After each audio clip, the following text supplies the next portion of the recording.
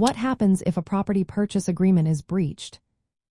Imagine you're about to buy your dream home or sell a property you've owned for years.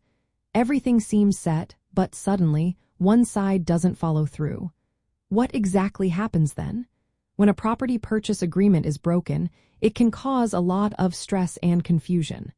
Let's look at what this means and what steps can be taken. If the seller refuses to sell, sells to someone else, or doesn't fix agreed repairs, the buyer's plans are thrown off.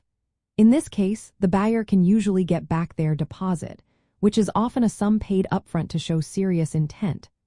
Sometimes, the buyer can sue the seller for additional damages caused by the breach.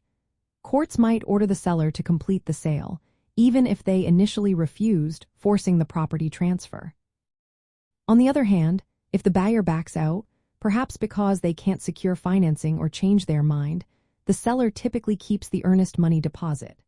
This deposit acts as compensation for the seller's time and lost opportunity.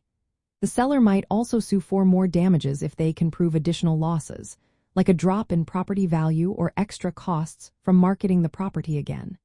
But many contracts limit the seller's remedies to just keeping the deposit. Both parties have options if a breach occurs. The injured party can ask a court to enforce the agreement through what's called specific performance. This means the court orders the breaching party to follow through with the sale.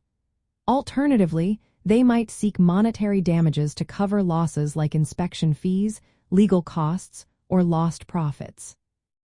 To prevent these issues, it's important for both buyers and sellers to carefully review all contract terms before signing.